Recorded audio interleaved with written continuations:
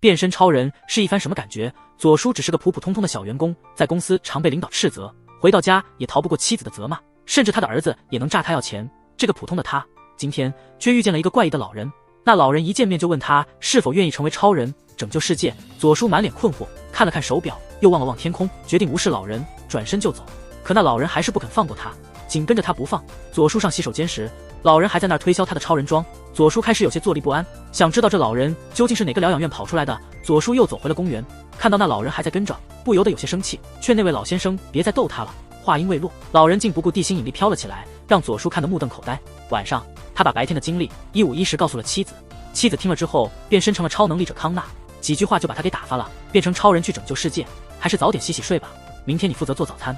第二天，左叔正忙着准备开会，突然接到了妻子的电话，嘱咐他给女儿送便当。左叔哪里有空啊，但还是说不过妻子，只好匆匆忙忙跑下楼。没想到又碰到了那个卖超人服的老人，不得不说他真的很执着。左叔正在焦虑时间紧迫，也不管丢不丢人了，一把抓起超人服就当街换上。换上超人服之后，他竟然真的能像超人一样飞起来。左叔迅速往家里飞去，一落地就碰见了邻居大妈。大妈看着从天而降的左叔，惊讶地瞪大了眼。超级英雄就在我眼前，左叔没时间解释，急匆匆进屋拿便当。而左叔离开的那一刻，随着一道光芒闪过，邻居大妈立刻忘记了刚才发生的一切。这便是超人服独有的神秘功能，能够发射使人遗忘的光线，抹去目击者的记忆。有了超人服的助力，左叔迅速把便当送到了女儿的学校，并且准时参加了公司的会议。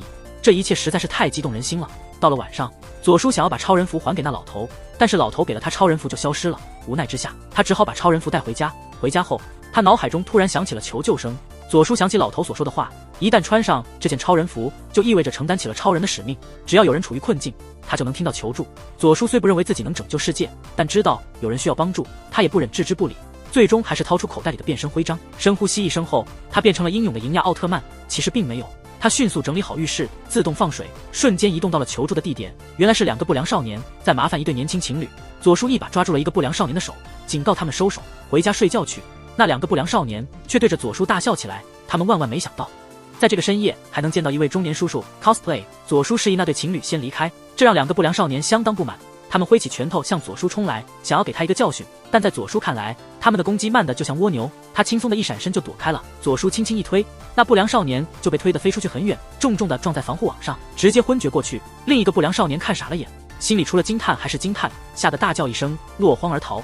从那以后，左叔的耳边总是回荡着各种求救声。左叔意外成为了办公室里的尿遁高手，每有事他就以尿遁的方式消失，让科长都误以为他患上了糖尿病。但同事们不知道的是，左叔其实是去执行救援任务了。有人试图跳楼，他便扶摇直上，稳稳接住，安全着陆后还给那位女士摆了个酷炫的姿势。老人家中火灾，他轻松就出了宠物，然后把现场交给了赶来的警察。自从成为超人后，左叔遇到的事件频率骤增，导致他每天要跑厕所4-5次。这种频繁的尿遁很快就引起了同事三桥的怀疑。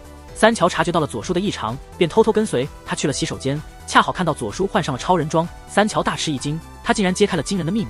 但在他来得及告诉别人前，超人服就抹去了他的记忆，连妻子也开始怀疑他有外遇。半夜出门20分钟，要么是幽会，要么是捉鬼，显然前者的可能性更大。这天夜里，左叔又听见了求救声，他不得不起床加班去解救。结果第二天一觉醒来已经迟到。面对孩子上学可能迟到的情况，左叔立刻变身，化身超人，带着孩子飞向学校。自此上下班也不再挤地铁，不仅如此，他还能深夜飞往温泉享受一番。这一天，三桥和科长要去参加一个重要会议，但关键文件却忘了带。左叔听到求救后，立刻前往送文件。送文件的路上，他又听到了抢劫的消息，但因为时间紧迫，他只能捂住耳朵，忽略了抢劫。下班后，他得知抢劫案造成了严重后果，6人受伤，银行社长更是中枪重伤，正处于昏迷状态，生命垂危。得知这一切的左叔心情沉重，左叔自责，觉得受伤的人都是因为他，如果他当时及时赶到，就能避免这场悲剧。情绪低落的他独自去 TKV 唱歌发泄，最后认定自己真的不适合当超人，相比拯救世界，他更适合过悠闲的生活，不奢望太多，只希望能够养家糊口。心中有了决定，左叔在回家的路上把超人服留给了一尊铜像。第二天，左叔来到公司，开始敷衍了事。刷手机时，突然发现女儿所在的学校发生了绑架案。左叔瞬间紧张起来，急忙跑到昨晚留下超人服的铜像那，却发现超人服不见了。询问旁边的清洁老人，得知超人服被误当垃圾清走了。回头一看，垃圾车已经开走，即使没有衣服，他也必须救出女儿。左叔一路狂奔，潜入学校，在教室里，女儿鱼子正被坏人骚扰。那人说自己快不行了，临终前有个愿望。话音未落，便向鱼子亲过去。就在这紧要关头，左叔终于来到了教室外，手持棒球，鱼子惊呼一声，立即激怒了绑匪。绑匪举枪欲对鱼子下手，左叔见状冲进教室，想用自己的口才说服绑匪，没想到对方根本不买账。他话还没说完就遭到了攻击，左叔吓得拔腿就跑。下楼时又遇到了卖超人服的老人，老人把超人服交给了左叔。左叔变身后再次回到了教室，与绑匪展开对峙。左叔的装扮确实滑稽，本来紧张的氛围在众人的笑声中烟消云散。这起案件闹得很大，早有无人机监控着绑匪的一举一动，现在连左叔也出现在了电视屏幕上。同事们一看到这一幕，立刻激动起来，而绑匪显得越来越不耐烦，随手就是2枪，但子弹击中左叔全都弹飞了，没能穿透左叔的装甲。绑匪瞪大了眼睛，不敢相信，简直不可能。他开始感到慌乱，转而抓住鱼子当作人质。左叔看到这情形，急忙跪下。绑匪感到了底气，不仅嘲笑左叔，还问他妻子是否就在外面，说要一起送他们全家上天堂。左叔却显得毫不在意，这太肤浅了。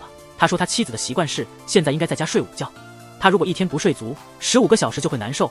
绑匪听了想要拿起手机打电话，这下让左叔急了，他立刻上前拉住绑匪，轻轻一扯就把绑匪抛飞了，重重的撞在墙上，然后严肃的告诫绑匪，惹怒妻子是没有好下场的。绑匪痛得要命，听完这话就昏迷过去了。为了彻底消除威胁，左叔上前把枪扭弯，带着绑匪走到楼下，将他和一直在旁围观的警察一起铐起来，然后默默离去。在抹去了所有人的记忆后，功劳全都归给了小池警官。世界上因此多了一个名不副实的 S 级英雄。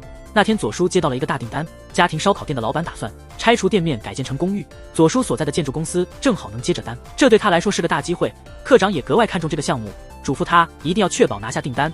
第二天他在访问店铺时，发现店铺门口被人乱涂乱画，起初以为是租户因为不想改建公寓而采取的极端行为，但店主夫妇却表示租户并没有反对，大家都支持改建公寓。但问题来了，那么涂鸦的人是谁呢？为了抓到罪犯，左叔深夜还在店外守候，他妻子却总有事让他做，说要带姐妹们回家喝酒，让他快回家打扫干净，如果家里一团糟，他在朋友面前丢脸了，就要把他的头发拔光。左叔吓得浑身发抖，天哪，他的头发是他作为中年男士的最后骄傲，不能丢掉。左叔二话不说，马上换上超人服飞回家。女儿鱼子和她的闺蜜，还有不务正业的战兔正在学习。左叔的突然出现吓了他们一跳。战兔觉得超人服挺酷，想要跟左叔搭讪，却被左叔冷淡拒绝。我知道你对我女儿有想法，想通过我接近她，休想。穿上超人服，左叔迅速打扫了屋子。老实说，如果他辞职去清洁房间，肯定能赚大钱。左叔又回到文字烧店埋伏，最终和三桥一起抓到了涂鸦犯，那人竟然还拔出了枪。二人一看，立刻大喝，那人吓了一大跳，骑上摩托车逃跑，用跑的肯定追不上。左叔当场变身超人，让三桥惊讶不已，然后迅速追上了逃犯。左叔的装扮确实吓人，夜里的效果比超人还要吓人，让那小伙子以为他是鬼，看把那孩子吓得说话都不利索了。小伙子终于说出他为什么一直恶作剧，最近城市发展太快了，现在到处都是高楼大厦，但实际可用的却不多，导致建筑看起来挤压在一起，行人还能勉强通过，但救护车以及消防车就无法通行了，无法及时救援，生命就此流逝。听了小伙子的话，左叔陷入了思考，他最终做出了决策。作为建筑公司的员工，他决定放弃业绩，劝说老人不要建公寓，这样就可以拓宽道路，未来就不会有救护车进不来的情况了。这两位老人第一次遇到像左叔这样的人，觉得很新鲜，但他们并没有立刻接受左叔的提议。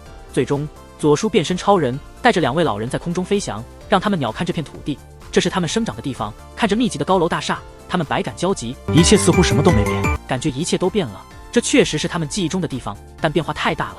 他们的故乡奥比克村子已不复存在。飞行体验结束后，尽管记忆被抹去，但老人还是放弃了建公寓的计划，决定拆除店铺，让道路扩宽。虽然失去了大订单，但左叔感到了一种解脱，不由自主地露出了微笑。女儿鱼子突发奇想要成为偶像，报名了红色朋克女团的选拔。左叔不太懂这些，但妻子却非常支持，还给鱼子出主意，建议他海选，找一个长相平平的同学一起去参加选拔，依靠颜值取胜。这种话万一被那个同学听到，肯定会生气的。第二天，科长突然找到左叔，让他出差。到达目的地后，左叔惊讶地发现雇主是女儿想加入的女团。核心人物恩叶里莎表面上很可爱，在工作人员前亚里莎装得很萌，对左叔也表现得很有礼貌。但一旦工作人员走后，脸色马上就变了。他直接告诉左叔，他在的地方空气都变差了，让他快点离开。看到他这么坚决，左叔只好尴尬地离开了房间，心里更加下定决心，一定不能让女儿变成这样狂妄自大的人。当晚回到家，左叔就把亚里莎的真实情况告诉了女儿，但家人们似乎不怎么关心这个，妻子反而异常兴奋，急忙拉住左叔的领带，非要他第二天求亚里莎帮助鱼子顺利通过海选。第二天到来，左叔就收到了女儿顺利通过第一轮海选的消息，第二轮能否过关要看左叔的决心了。左叔犹豫着不知该如何提出，始终不愿放下自尊，但亚里莎似乎一眼就看穿了他的心思。左叔急忙否认，但身体的反应却出卖了他已经低头的事实。亚里莎还没答应，他妈妈却突然进来了，开口就是常见的情感勒索。妈妈强调，为了他能成为偶像，舍弃了一切，希望亚里莎能满足他的期望。但未注意到亚里莎脸上掠过的隐忧。左叔在门外听到了这一切，皱了皱眉，似乎明白了亚里莎为何变得高傲。亚里莎的拍摄一直持续到夜晚，左叔也感到疲倦，亚里莎却表示还要换地方继续录节目。第二天，左叔再次来到拍摄地，得知亚里莎还没到，连经纪人也联系不上他。就在那一刻，他突然意识到，原来亚里莎被绑架了。左叔在门口偷听经纪人的谈话，我昨天一整天都没看到亚里莎，这话听起来完全是胡说八道。我马上就猜到了绑架犯是谁，于是我就跟着那个经纪人，最后在一间小公寓里找到了被绑的亚里莎。我出现在那里，把经纪人和亚里莎都吓了一大跳，他们还嘲笑我穿的超人装。被嘲笑已经不是一次两次了，我已经习惯了，我不觉得尴尬，尴尬的应该是别人。我二话没说就准备带亚里莎离开，绑架他的经纪人肯定不会坐视不管，我年轻有力量，怎么可能输给一个穿 cosplay 服的中年大叔？他一冲上来，我轻轻一推，那经纪人就飞出去了，摔在地上后就没动静了。然后我又当起了司机，带着亚里莎去参加海选。在路上，亚里莎也终于明白了自己的心意，她不只是为了满足妈妈的愿望才成为偶像，更重要的是她热爱这个行业。到了海选现场，我女儿鱼子按妈妈教的做，撒娇说自己只是陪朋友来的，完全没提海选的事，评委们都一头雾水。亚里莎原本想看在我的份上放宽标准，谁知道鱼子这么不上心，这对她来说就是对偶像的不尊重。她明确表示，不真心热爱的人不配当偶像，所以鱼子毫无意外的被淘汰了。我只是和女同事外出吃了顿饭，醒来却发现自己在宾馆，桌上还有一封信，信的内容让我汗如雨下，脑子里全是慌乱的思绪。事情是这样的，科长突然找到我说，他不小心和公司里的一位女同事发生了不该发生的事，那位女同事现在缠着他要结婚，科长实在承受不住了，要是被家里的老婆发现，那我就完了，所以他就求助于无所不能的左叔，希望左叔能帮忙解决名叫小七的女同事的问题。左叔本想说自己也帮不上忙，但被科长那一套哀求的方式搞得没法拒绝，最终还是不得不跟小七约了个时间，想在餐桌上说服他放过那个头发稀疏的科长，但他万万没想到自己也被卷了进去。上班的时候，左叔就去找小七问个清楚，问他们之间是不是发生了什么不该发生的事。小七害羞的点了点头，左叔最后一点希望也破灭了，心里冷了个彻底，觉得一切都完了。左叔觉得还能试着挽救一下，晚上又约了小七吃饭，希望他能保守秘密。结果酒过三巡，第二天左叔又是在宾馆醒来，一切都如此熟悉，他甚至仿佛听到了小哥买个苹果吧。画面一转，左叔在家吃着晚饭，突然门铃响了，开门一看，小七径直走了进来，在左叔的妻子、儿子、女儿面前就说两人在交往。左叔当场傻眼，愣在那里动不了。妻子的反应更快，马上从电视柜的抽屉里拿出离婚协议，孩子们也决定跟着妻子一起走。不到5分钟，左叔就离婚了。离婚后的左叔在公司里风生水起，女同事们都很喜欢他，便当天天不重样。三乔美都羡慕的要命，回家有温柔体贴的小琪，边喝咖啡边看报纸，这简直就是他梦想中的生活。但就在这时，儿子叫他起床，把美梦打断了。梦虽然美好，但左叔不敢按梦里的情节来，他怕妻子一怒之下让他身无分文，于是赶紧去找小琪，决定用钱来解决这个麻烦。小琪一听说左叔愿意出钱，就捂着脸泣不成声，看起来特别的无辜可怜，显得特别委屈。但转瞬间，小琪就要了100万的分手费，左叔直接懵了，他就算卖了自己也筹不到100万。第二天，三乔突然找到他，直接就跟他借50万。左叔心想自己看起来像有钱人吗？没直接拒绝，但还是忍不住问了三乔为什么借钱，真是够呛。三乔也是为了付给小琪分手费。左叔感到事情有蹊跷，立刻化身侦探，开始跟踪小琪。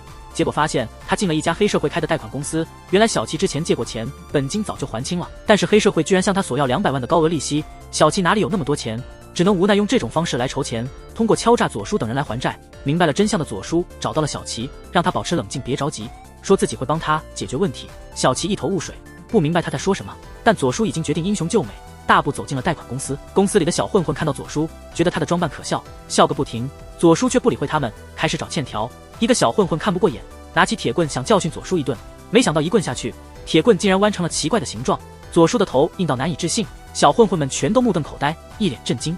左叔找了半天也没找到欠条，干脆启用了透视能力，这下找起来就容易多了。找到了小琪的欠条，并把它撕毁了。总有刁民想是刀，非得挨顿揍才知道敬畏。另一个小混混突然来了兴致，一拳朝左叔冲去，左叔轻轻一挡就解决了，随后轻轻一吹，对方就飞了出去，重重的摔在地上。其他2个人看了直接没了斗志，只能眼睁睁的看着左叔帅气的走了。处理完这些事，左叔又找到小琪，小琪也把实情告诉了他，他们之间其实什么都没发生。知道了真相，左叔终于放心了，心想自己这条小命算是保住了。回到家，左叔舒服的睡了一觉。第二天醒来，发现了惊喜，那个常年不动弹的妻子居然起早做了早饭，这感觉就像是新娘第一次坐轿，让左叔有点不适应。正当他高兴时，妻子说梦见他出轨了，为了惩罚他，今天的早饭是涂了超多辣酱的起司。左叔瞬间感觉不太对劲，最后倒霉的竟是自己，疼，简直疼得要命。自从变成超人以后，左叔就没怎么睡过安稳觉，每晚总是半夜醒来加班。他实在受够了那些半夜作案的小偷，难道就不能让人安心睡个觉吗？左叔抱怨个不停，旁人却在质疑，连超人都要睡觉，这种话左叔可不能不在意。他严肃地回答道，告诉大家，连奥特曼都需要睡觉。劫匪看到没人搭理他，很不爽，举起手枪就对着左叔扫射，子弹却没穿透左叔的护甲，所有人都惊呆了，劫匪更是当场愣住。左叔抓住机会夺过了手枪，轻松地把枪给弄弯，叫店长报警。今晚又是斩恶扬善的夜晚，画面转换，左叔和三桥正在一起喝酒，趁着酒劲，左叔居然泄露了超人衣服的秘密。三桥也喝多了，以为左叔在开玩笑，还跟着扯淡回应了一句，不想做超人的话，让我来试试吧，我早就想感受一下那种遨游天际的快感了。三桥这只是随口一说，谁知第二天酒醒，家中突然多了个神秘袋子，袋子里的东西竟然是那套超人装。三桥充满好奇，毫不犹豫地穿上了它。正在他嘀咕这衣服太尴尬时，却发现自己竟然飘了起来。他激动地叫嚷着，迫不及待地飞到了户外。第二天一到公司，就拉着左叔到一旁，语无伦次地说那衣服真的有用。经验丰富的左叔让三桥冷静，并告诉他穿上超人服就意味着要承担超人的使命，听到脑海中的呼唤就得立刻行动。正当他们说话时，三桥耳边响起了求救声，三桥却不愿去，借口说自己是耳鸣。左叔看他这样很是担心，把超人服交给他，真的对吗？三桥还是不为所动。左叔说还是自己去救人吧。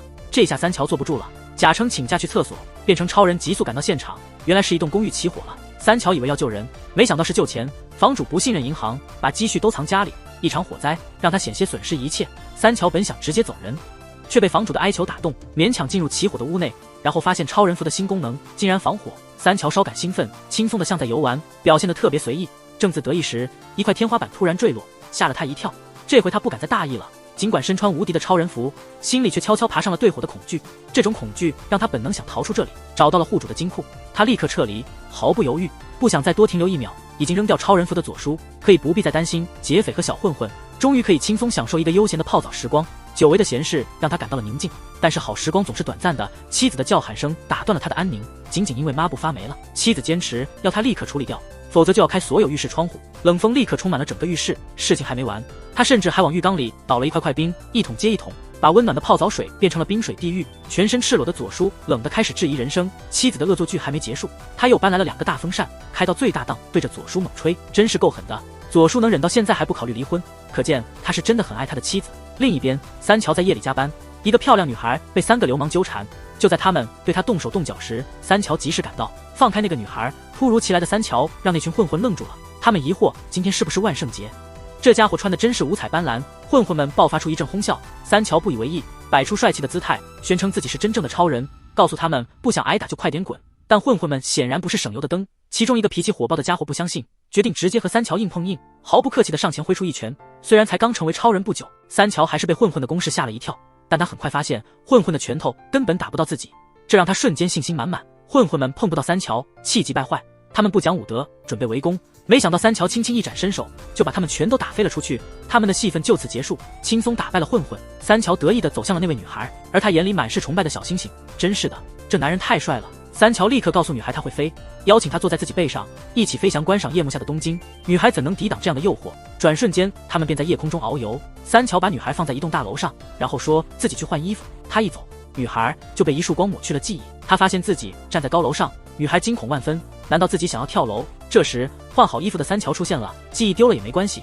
三桥最擅长的就是撩妹，边喝香槟边欣赏夜景，女孩不就是轻而易举得手吗？接下来的几天，三桥以超人身份四处泡妞，英雄救美后带他们飞上云端，左拥右抱还不满足，还得背着他们飞，日子过得无比悠闲。但是水边走多了，总会湿鞋。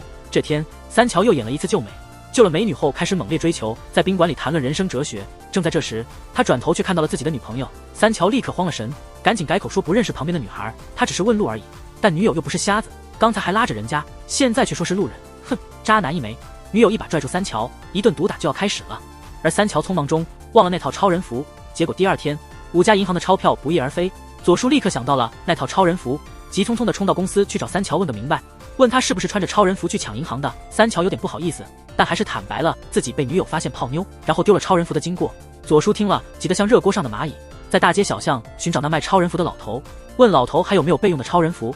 老头点了点头说还有，接着就给左叔换上了清洁工的装束。那个自称超人的劫匪有些懵，听到左叔说自己是超人，忍不住笑了出来。然后看看自己。不管怎样，他觉得自己才像超人。左叔也没被这个超人劫匪吓到，挺胸抬头，直面那家伙。别问，只因为是备用符给的勇气。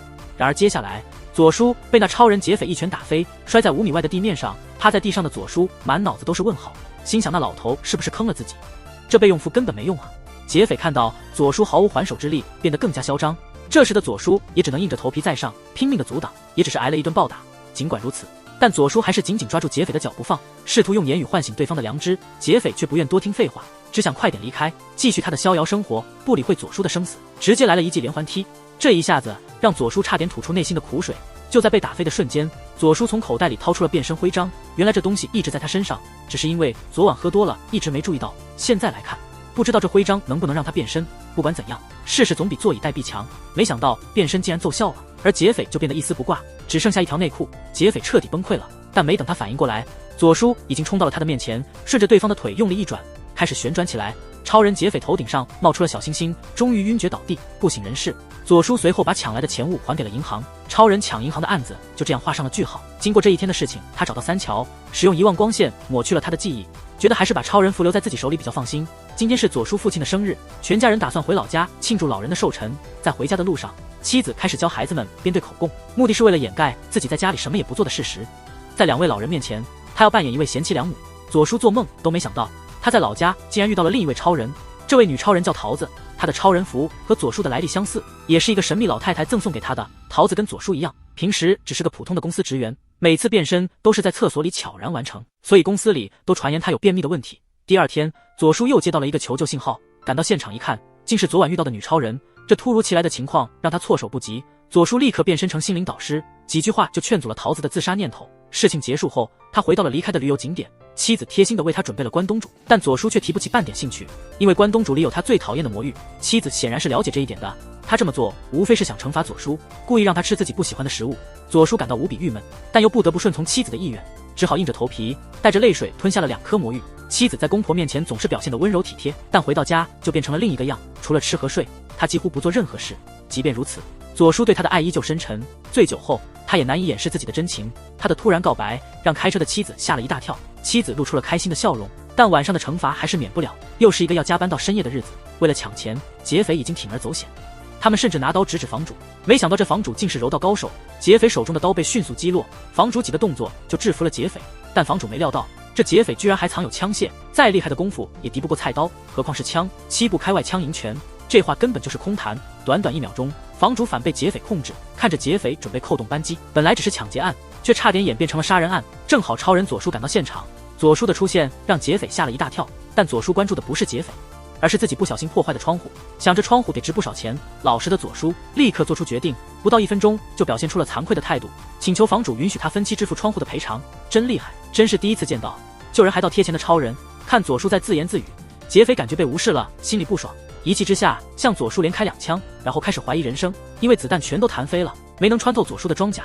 左叔毫发无伤地忽视了劫匪，继续向房主走去商量赔偿。靠近后才发现，我的天，这不是公司社长吗？社长听了左叔的自我介绍也震惊了，连说卧槽，没想到公司里竟然有另一个超人。劫匪见自己又被忽视，脾气又来了，怒气冲冲地走向左叔。左叔反手就是一巴掌，把劫匪扇到墙上。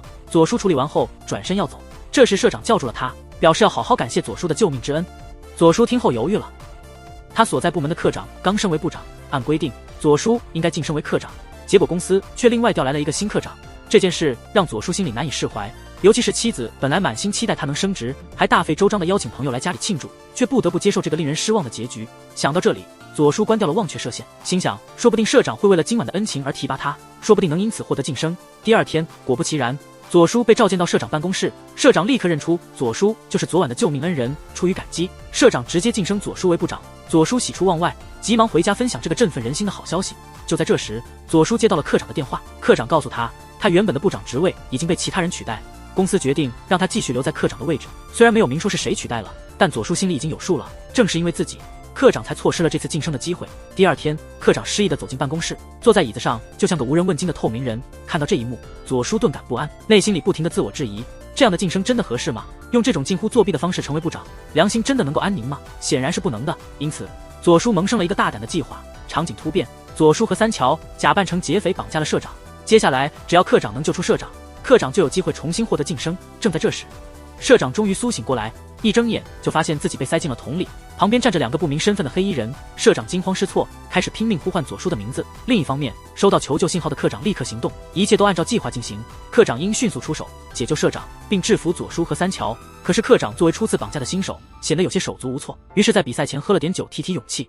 谁知一不小心喝多了，醉酒后的课长完全忘记了剧本，他直接一边哭一边跑到社长面前，追问社长为什么要把自己从部长的位置上换下来。课长激动的情绪失控，一慌乱之下，连自己的假发和左叔的眼镜都弄掉了。社长这才恍然大悟，意识到自己被耍了。社长气得不行，当场决定开除他们3个。第二天，左叔他们带着绝望的表情打包东西准备离开。就在这时，社长突然出现了。原来社长是今早从妻子那儿了解到，左叔他们其实是为了帮助课长才出此下策。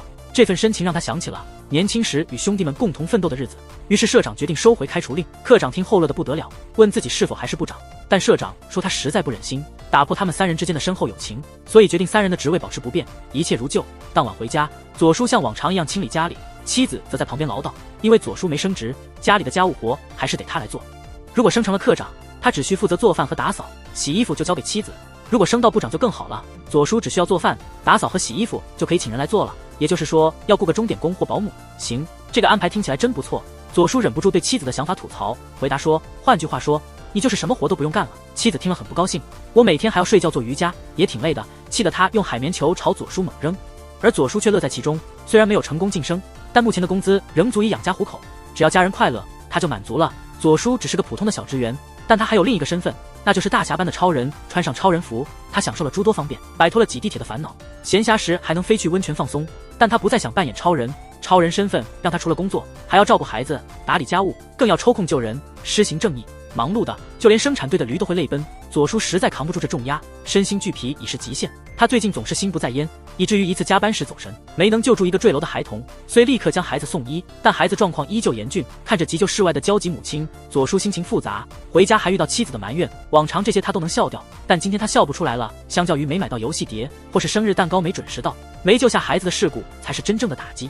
面对妻子的抱怨，左叔没能笑过去，反而生气地离开了家。漫步在街头，左叔又遇到了卖超人服的老人，他觉得自己无法担起超人的重任，把超人服还给了老人。这次老人没有拒绝，果断收回了超人服和变身徽章。